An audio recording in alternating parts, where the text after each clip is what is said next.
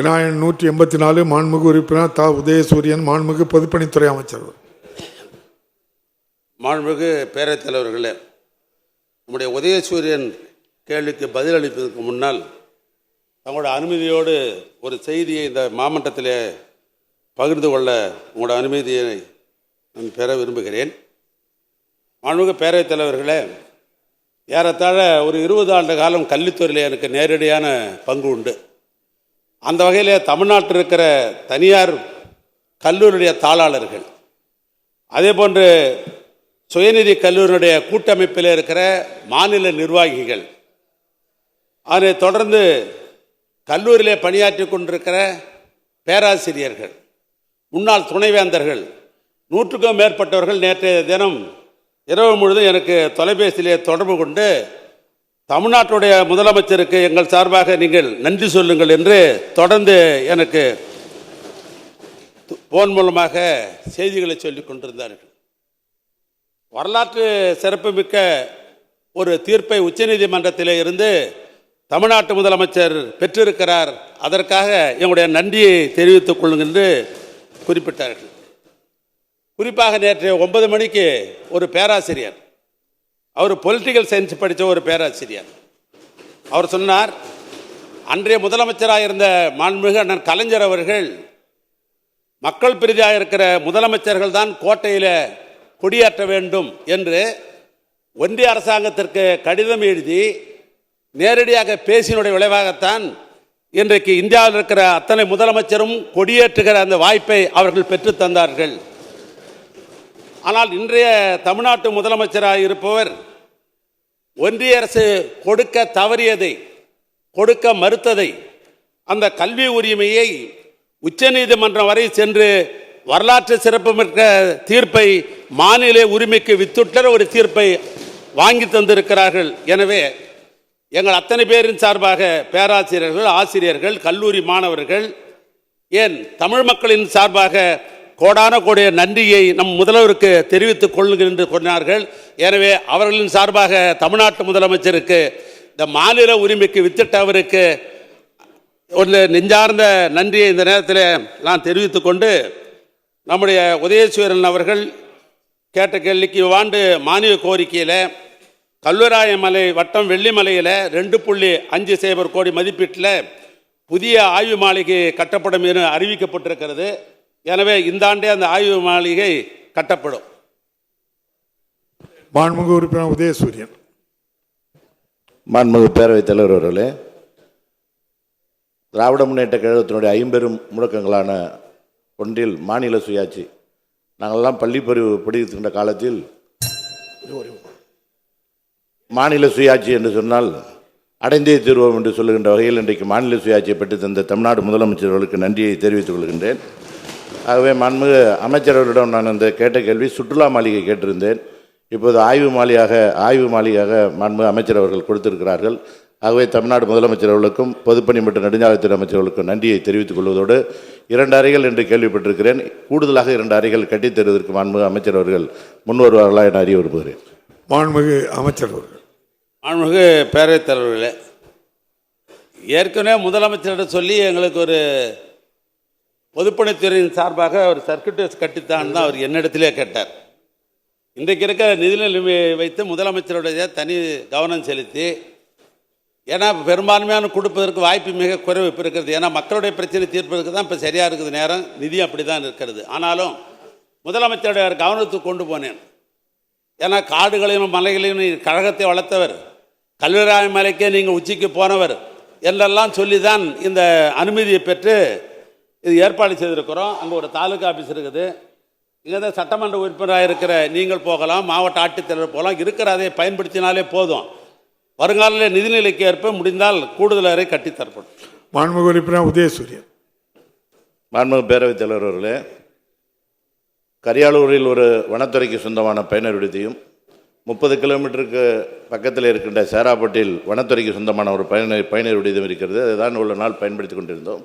2 சேராப்பட்டில் இருக்கின்ற வனத்துறைக்கு சொந்தமான பயனர் விடுதி பழுதடைந்து இருப்பதனால் அதை பயன்படுத்துவதற்கு வாய்ப்பு இல்லை.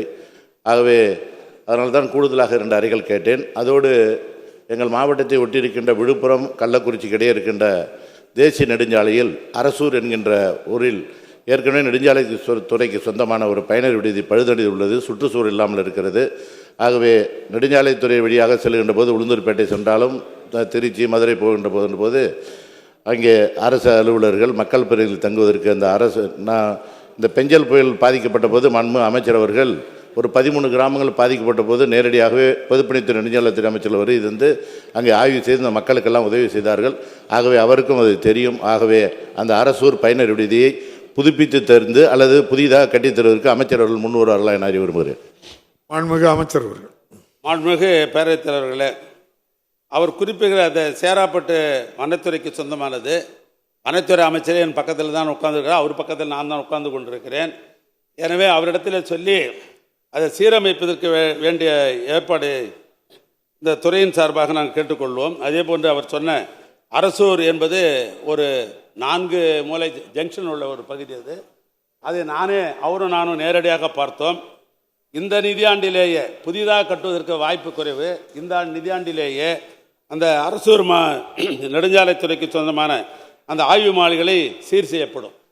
மாண்புமிகு உறுப்பினர் மா சின்னத்துரை. மாண்புமிகு பேரவைத் தலைவர் அவர்களே, கந்தரகோட்டை சட்டப்பேரவை தொகுதியில் எந்த இடத்திற்கும் பொது இடத்திலும் அரசு அதிகாரிகளோ அமைச்சர்களோ வந்தால் தங்குவதற்கு பொருத்தமான ஒரு இடம் என்பதில்லை.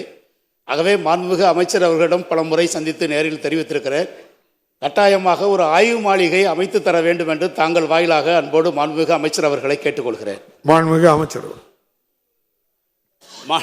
மாண்புமிகு பேரவை நம்முடைய சட்டமன்ற உறுப்பினர் ஒன்றை அவர் மறந்துட்டார். போன முறையே அவர் கேள்வி கேட்கிறபடி சொன்னார், ஒன்று நீங்கள் கட்டித்தாருங்கள், இல்லை என்று சொன்னால் எங்களுடைய சட்டமன்ற உறுப்பினர் நிதியில் கூட நான் கொடுக்க தயாராக இருக்கிறேன், கட்டுங்கள் என்று சொன்னார். அதற்காக முதல்ல நன்றி. பெரும்பான்மையாக எனக்கு ஏறத்தாழ ஒரு 50க்கும் மேற்பட்டிருக்கிற சட்டமன்ற உறுப்பினர்கள் தங்களுடைய தொகுதியில் இருக்கிற தாலுக்கா மையமாக இருக்கிற அந்த தாலுக்கா தலைமையிடமாக இருக்கிற இடங்களில் இந்த மாதிரி பொதுப்பணித்துறையின் சார்பாக ஆய்வு மாலையோ அல்லது நெடுஞ்சாலைத்துறையின் சார்பாக சர்க்கியூட்டஸாக கட்டித்தாருங்கள் என்று மனு கொடுத்திருக்கிறார்கள். ஆனால் இவைகளெல்லாம் எங்கள் துறைக்கு அனுப்பியிருக்கிறேன். எவைகளெல்லாம் புனரமைக்கப்படும். உதாரணமாக நம்முடைய சட்டமன்ற உறுப்பினர் ஈஸ்வரன் அவர்களோட கேட்ட திருச்செங்கோடு தாலுக்கா தலைநகர் ஆன்மீக நகர் எங்களுடைய சர்க்கியூட்டஸை நீங்கள் புதுப்பித்து கொடுத்தா போதுன்னார். நான் அன்றைக்கே கூப்பிட்டதெல்லாம் எஸ்டிமேட் போட சொல்லியிருக்கிறேன்.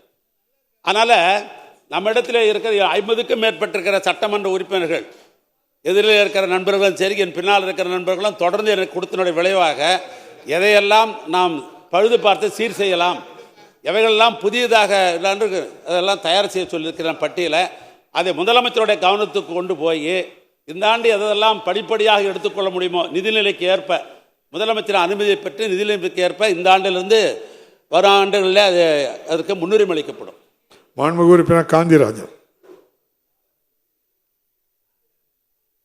மாண்புமிகு பேரவைத் தலைவர் அவர்களே, எனது வேடசந்தூர் சட்டமன்ற தொகுதிக்கு எரியோடு பேரூராட்சிக்கு உட்பட்ட 1 ஏக்கர் நிலம் நெடுஞ்சாலைத்துறைக்கு சொந்தமாக இருக்கிறது.